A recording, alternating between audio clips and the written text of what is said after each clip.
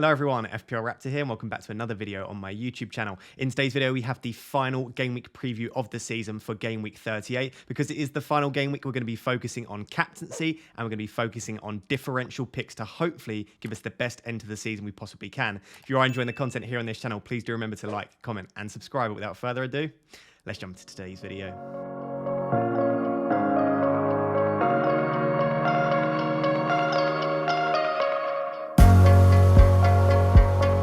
So guys, you know the drill by now. This video is sponsored by Ultimate Champions. Ultimate Champions is the up-and-coming fantasy football game, and the best thing about Ultimate Champions for now is that it will run all year round throughout the summer as well, because there are different teams from different countries. If you're worried that you might be missing FPL and you're worried that you might miss fantasy football over the summer, look no further than Ultimate Champions. You can play it throughout the summer, continue to collect cards, continue to play the game in real life as with fantasy football, build up the best possible team, and then head in to the new Premier League and Championship and French League season with the best possible team.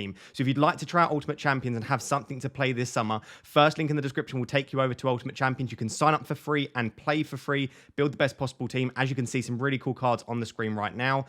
Also, second link in the description will take you to their Discord server. Join their Discord server, join the community, and like I said, have a go at the up-and-coming best version of fantasy football.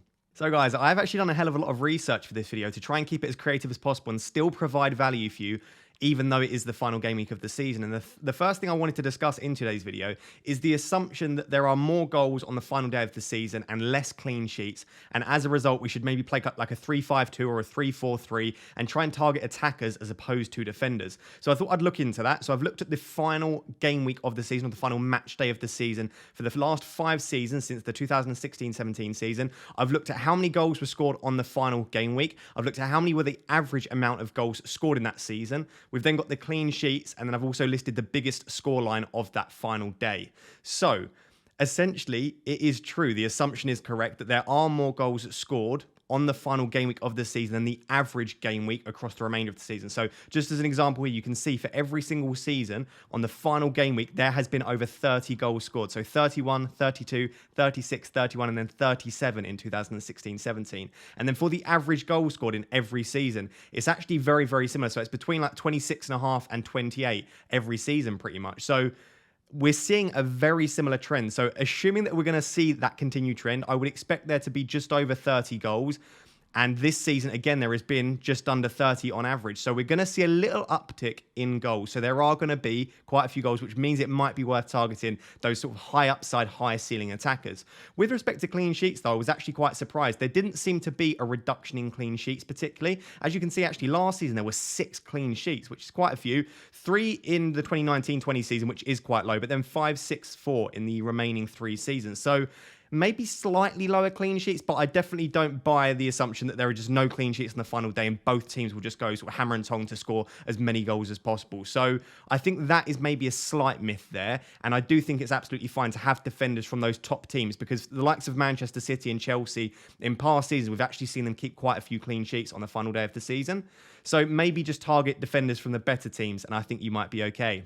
And then as you can see, the reason that there are more goals scored on the final game week, so in game week 38, there are more goals than across the remainder of the season on average, is because there tend to be 1 or 2 absolutely monster scorelines that we don't tend to see in other game weeks. So as you can see here, go back to 2016-17, it was 7-1 Tottenham versus Hull. 17-18, we've got 5-4 Tottenham versus Leicester. 2018-19, 5-3 Palace versus Bournemouth. 2019-20 wasn't actually that big of a result, but we saw 3-2 between Arsenal and Watford. And then last season, it was 4-2 between Tottenham and Leicester. So 2 of the final day big scorelines have been between Tottenham and Leicester. And in actual fact, Tottenham tend to score a hell of a lot of goals. As you can see here, Tottenham have had the biggest scoreline on 3 of the 5 game week 38 sort of game weeks. So you can see that Tottenham score a lot of goals, so do Leicester here. And I guess what this means is if you can nail the fixture, which you think is going to have a lot of goals, then you could be in for an absolute monster haul in your FPL team. So hopefully this was interesting to look at. Basically, yes, we do expect there to be slightly more goals. Not that many more, maybe 5 or 6 on top of the average. Maybe a slight reduction in clean sheets, but I still expect the top teams to be keeping clean sheets. And we're probably going to see 1 or 2 big, heavy score lines. It's just trying to predict which of those it will be. Another stat that I've got, I'll try and remember to flash it on the screen, is which players tend to score quite a few goals, which will lead on to some of the future sections as well. So which players tend to score quite a few goals on the final game week of the season. So in this same period, since 2016-17, Kane has actually scored 7 goals in 5 games, which is an average of 1.4 per game. So Kane has scored the most goals in sort of final day of the season. Vardy has 5 goals, so he averages 1 goal per game over the last 5 seasons. That actually includes 2 braces in there. For Harry Kane, it includes a hat-trick and a brace. Mane actually performs very, very well on the final day as well. And as you can see here, Salah and Son don't. So I don't know if you want to read into this. I personally think this is more fun as opposed to something that I would trust too much. But Kane traditionally does very, very well on the final day of the season. Son traditionally really, really struggles. He did only start 3 of the 5. I think one of them he came off the bench. One of them he wasn't at Tottenham. And then the other 3 he started. And then Salah has been someone, again, who traditionally doesn't do that much on the final day of the season. So this is pretty interesting here. I do think, as we'll discuss, Kane is a hell of an option just due to the amount of goals that Spurs score, the fact that they're playing Norwich, and the fact that he tends to do quite well on the final day of the season. But let me know down below, maybe a little bit of a prediction. How many goals do you think there'll be on the final day of the season this year? Let me know down below as a prediction. So just say something like 33 goals on the final day of the season. Very interesting. If anyone gets it right, you can return to the video and say you're a bit of a psychic. So guys, we are moving on to differentials now, and I think for a lot of you, this will be the major decision that you make this week. Which differential do you bring in to complete your 11 and hopefully shoot up the rankings? And it's probably the most exciting part of the season. Game week 38, getting to punt on the differential. So if you're in a position to do so, I definitely recommend trying to pick someone that's slightly fun, maybe quite lowly owned, that can shoot you up the rankings and give you one final big green arrow in game week 38. And I thought, what better way to start this than a brilliant tweet from Andrew Galore. So if you follow him over on Twitter, it'll be one of the links in the description. I've linked his tweet. He does lots of sort of like really random statistics. He does a bit of a deep dive into random statistics from different game weeks in past seasons. And he's really, really clever with his data. And he's agreed to let us use this tweet and this graphic in the video. This is the top point scorers in game week 38 over the last 5 seasons. And he's actually listed the top 3 in each season, apart from one of them where obviously a few players would join on points.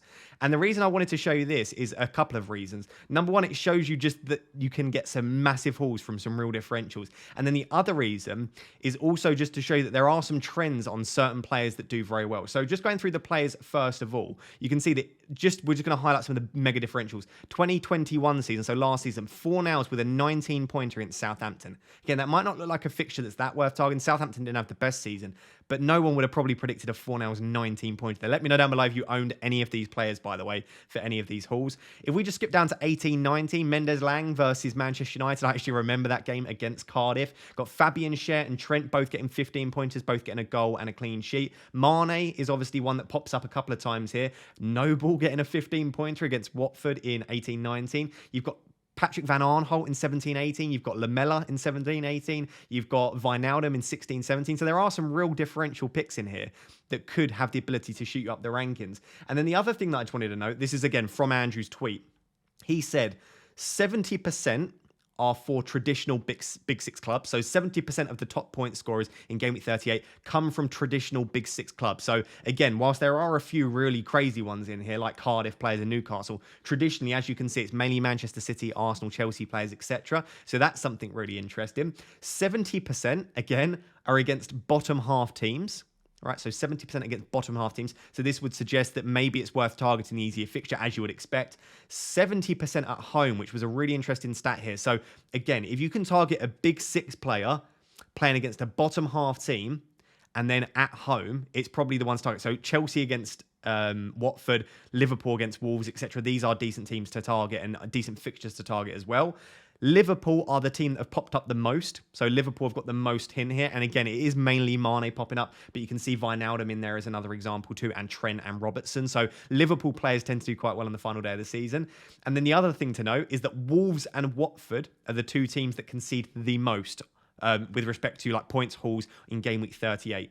So putting those all together, Wolves and Watford look terrible. Liverpool look great. 70% at home, 70% against bottom half, 70% for the traditional Big Six. So it looks like Chelsea versus Watford and Liverpool versus Wolves might be fixtures worth targeting. So thank you to Andrew. I thought that was a super interesting way to start this section. Now let's move on to the differentials that I think might be worth targeting for this year. So for this table, I've got the projected points as per FPL review. I've got the minutes per expected goal involvement as per Fantasy Football Scout. And then I've got non-penalty expected goal involvement per 90, just to give you a bit of an idea about removing penalties from the equation. And then I've got opposition minutes per expected goals conceded. This gives you a bit of an idea about the quality of the defense that this player is playing. So taking Diaz as an example, you can see here that it says 44.9 18th in that final column. That suggests that Wolves are 18th in the Premier League for defensive data, and they're conceding an expected goal every 44.9 minutes. So putting that all together, I'm not going to go through all of these. You can see on your screen the ones that I think are worth targeting. I think all of these are fantastic differentials. I just want to highlight a couple of them and go through them briefly. So in my opinion, despite being a defender, and despite the fact that we might see Norwich score, I genuinely think Sessegnon is one of the best options for game week 38. Tottenham are defending incredibly well at the moment. In fact, over the last 6, they are the best defence in the Premier League for expected goals conceded, even better than Manchester City. So that bodes really well for Sessegnon there. Norwich are 17th for expected goals conceded. They're in the bottom, it's like 3 or 4 for expected goals. Sessegnon has 0.42 non-penalty expected goal involvement per 90. That's better than Visser, almost as good as Eriksen. It's better than Pulisic on this list. So Sessegnon is putting up the underlying data of an attacking player with the potential for clean sheets, with arguably the best fixture of the game week. So for me, Sessegnon should be at the top of your priority list. I've then got 2 Brentford players, Eriksen and Visser. I think they could both be really cool differentials against Leeds at home there. Again, it's a fixture at home, playing against a pretty shaky defence, but once again, Leeds have quite a lot to play for, whereas Brentford don't. So that might be something to play into there. The sort of middle players there, Cornet and Welbeck, I don't necessarily think I would pick them, but I wanted to put them here because they have some of the best underlying data in the league over the last 6. So as you can see, Cornet has 0.72 non-penalty expected goal involvement. Welbeck actually has the second best on this list at 0.77.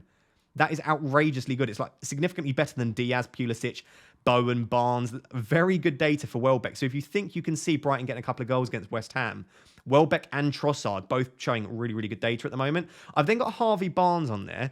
The reason for this is Southampton are defending very, very badly at the moment. They're 19th in the league, 40.6 minutes per expected goal conceded.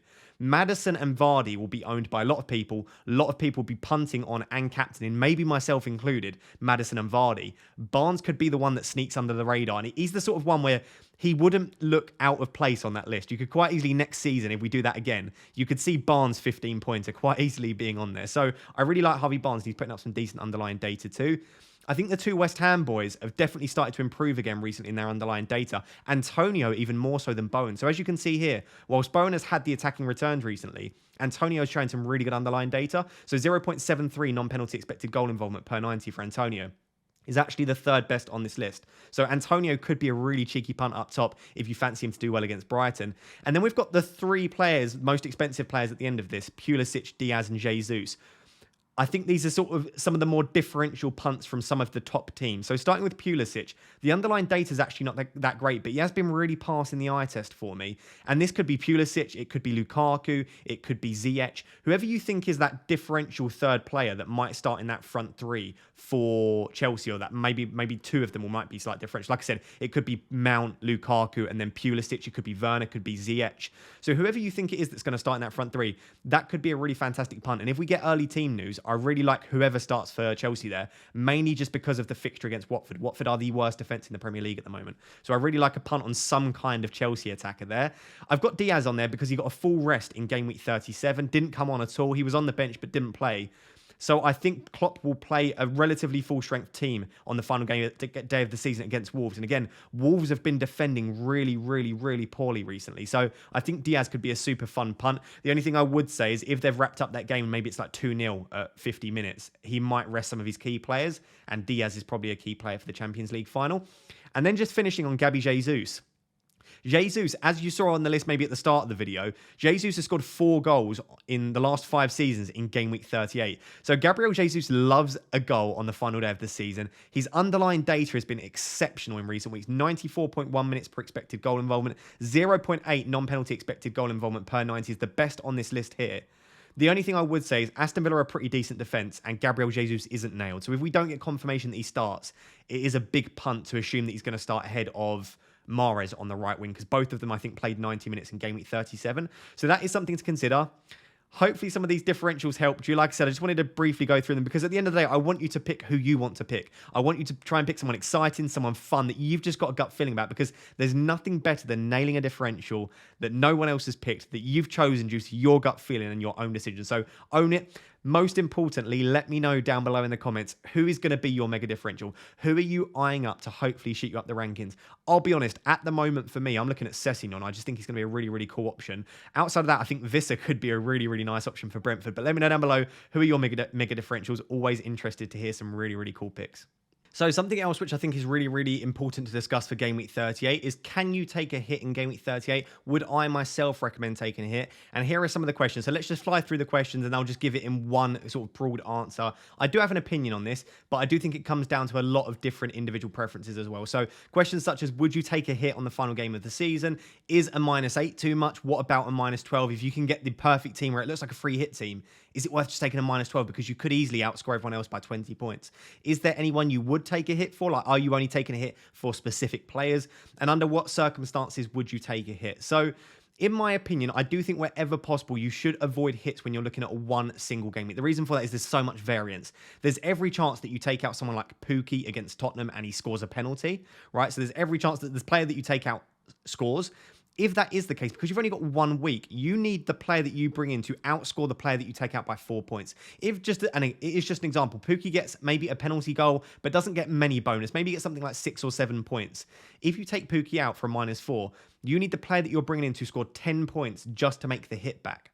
So what you essentially need to think is, are you very confident that the player that you're taking out will blank? And are you pretty confident, or at least happy to take the risk on the fact that the player that you're bringing in will not only get 1 return, but hopefully 2? Because even just as an example, say you take out, we'll use Pookie as the example again here. Say you take out Pookie for a -4 and he scores 2 points. The player that you're bringing in would need to score 6 points just to pay back the hit. So again, if you're bringing in a player that you expect to only get 1 return, it's probably not worth the -4.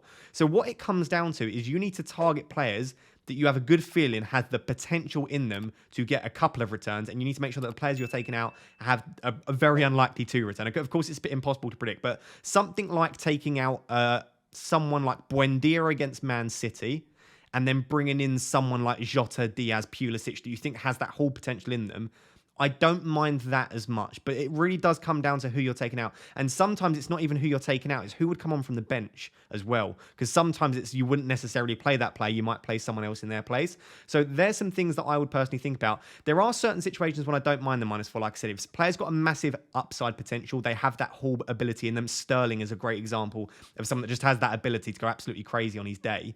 The other reason is for captaincy. So I really, really don't mind taking a -4 if you're taking a -4 to bring in the player that you, in your heart of heart, think is the best captaincy option for that week. So in my opinion, we're going to get onto it. I think Kane is arguably the best captaincy option for this week for a number of reasons. If you're going to take a -4 to get Kane in, I really don't mind that if you think he's the best captaincy option. But if you're thinking, I think Son's the best option, I'm going to take a -4 to get Kane in anyway, it might be less so worth it. The other thing that I would note, again, is strikers in particular are probably not worth taking a hit for as much as midfielders. The reason I say that is a striker, even if they get 2 returns and full bonus, they're looking at, I believe it's like 12, 13 points-ish, right? A midfielder can get 15, 16 points with that. So a striker has to do a lot more to get that many points. And again, not that many strikers have whole potential in them. The likes of Gabriel Jesus and Kane, yes, but there are a lot of players such as an Ivan Toney. And again, Ivan Toney has got a hat-trick this season, but it was due to penalties. These kind of strikers tend to score 8, 9 pointers. So there are a few things that I would be considering. My honest answer is I would avoid, where possible, taking hits. I don't mind a -4 if it's bringing in a player with high upside potential or someone that you're going to captain. So that's my opinion on it. I'm very unlikely to take a hit. If I do, it will be for a -4, and it will be to get in someone that I think has the potential to really shoot me up the rankings. Let me know down below if you are considering taking a hit. Let me know what the size of the hit is, and also let me know the players that you're taking out and potentially bringing in, and I'll let you know if I think that looks like a good hit myself. Let's talk captaincy then. We just alluded to some of the best options, in my opinion, for this week. And I know there are some more obvious picks than others, but I equally think I just had 10 here just due to the size of the graphic. I could only select 10 captaincy options. And there are a few that I definitely feel like I've missed out. The likes of Diaz and Jota could be great options. Maddison, I think, is an equally great option as well. You could be looking at some of the differentials that I mentioned could be great captaincy shouts too. So there are some players that I couldn't even include on this list. Foden's another one that I wouldn't mind picking. Mare, Jesus. So there are lots of options. But in my opinion, these are arguably the 10 best, and I think 10 of the most popular as well. And I'm just going to discuss some of the underlying statistics and why I think I would target these players. What you'll notice straight away is that there are a lot of players from Chelsea, Liverpool, Leicester, and Spurs, and only one City player. The reason for that, again, I'm going to flash it on your screen. Again, I've done quite a lot of research for this week. Over the last 6 matches, the 4 worst defences in the league according to minutes per expected goal involvement, so basically according to how many goals, how long it takes them to accumulate an expected goal conceded, basically how poor their defence is Norwich in 17th, Wolves in 18th, Southampton in 19th, and Watford in 20th. So the 4 worst defences over the last 6 weeks are the team that Chelsea, Liverpool, Leicester and Spurs are playing. So it would drive home the point that we probably were looking at anyway, that in my opinion, I do think you should really be captaining a player from Chelsea, Liverpool, Leicester or Spurs. Because number one, their assets have shown some really good underlying data as we're going to look at in a second, but also just due to the fact that those 4 defences are really, really worth targeting at the moment. You can see here, just as we're going to go straight to him because he's the one that stands out a bit like a sore thumb here, is De Bruyne. The reason I say it stands like a sore thumb is because as you can see in that final column, I should say, Aston Villa are actually defending very well. Across the season, they're 5th for expected goals conceded. Over the last 6, they're 6th at 73.7 minutes. They're a very, very good defence. They're defending very well. They're not giving up many chances. And yes, it is Manchester City at the Etihad. And any team in world football could get overturned quite easily by City at the Etihad, especially when they're playing for the Premier League title. I just think there might be better fixtures to target here. But that being said, De Bruyne's underlying data is actually one of the best on this list. I would say it's about 3rd or 4th best on this list. So KDB's actually showing really good underlying data, showing pretty good non-penalty expected goal involvement, 2nd best non-penalty expected goal involvement per 90 on this list. It's just the fixture for me that makes me think that you might be able to look elsewhere and maybe captain someone else. With respect to the Chelsea boys, there are actually 4 Chelsea boys on this list: Alonso, James, Mount and Lukaku.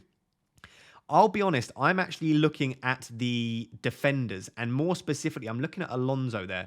If you look at Alonso's minutes per expected goal involvement and non-penalty expected goal involvement per 90, it's much better than James, right? So in my opinion, if you're going to choose one of the two and you think they're both starting, for me, Alonso is the more attacking one at the moment. And of course, James can play right centre-back if needed. It's very, very close to Mount. And it's actually better than Lukaku for non-penalty expected goal involvement per 90. Lukaku's minutes per expected goal involvement slightly better, but that's because he's had penalty in there. So Alonso's showing really good data, better than James, close to Mount, and arguably better than Lukaku. Plus, he has the potential for clean sheets, and of course, he scores more points for goals, and obviously he gets more bonus points too. So, in my personal opinion, I think if you're going to go for one of the Chelsea assets, at the moment, Alonso is my favourite. And if we look back to that graphic from Andrew over on Twitter, we saw the likes of Robertson, Trent on there, Fabian Schär. There are a few players, and throughout the season as well, not just in game week 38, where defenders can get 15, 18 pointers quite easily. And I think this looks like a good potential for Alonso to do so. So, in my opinion, if you're looking at the Chelsea assets, at the moment at least, my opinion is all 4 of them are fantastic options. I really like all 4. And if James plays at right wing back, I'd argue he's as good as Alonso. But putting everything together, I actually really like Alonso as a captaincy pump from Chelsea. Trent is on this list. I just think that the fixture for me, I just prefer Alonso slightly there. And also his data slightly better over the last 6 there. But I don't mind Trent. Trent has had a full rest, of course, in game week 37. He didn't even travel to St Mary's. So Trent could be a really, really good, well-rested option, as could Robertson. I just think I like Alonso. I don't know why. I just think he's got that monster haul potential in him. And I just think it's a little bit more of an exciting pick. But maybe by all means go for the mega consistent Trent, who is arguably playing for a slightly better defence, and they have more to play for in game week 38. Of course, the Chelsea team could be massively rotated. There's a very short gap between their fixture against Leicester and their fixture against Watford. We could just see a complete B team put out by Thomas Tuchel. So that is something to consider. But again, on the assumption that they start, I really like Alonso there. Vardy, amazing data. And I'll be honest, at the moment, Vardy has my armband. You'll have to tune into my team selection video on Friday to see who I've got the armband on at that point. At the moment, I'm captaining Vardy. The reason for that is he's got the 2nd best minutes per expected goal involvement on this list. He's got the best non-penalty expected goal involvement on this list at 0.72.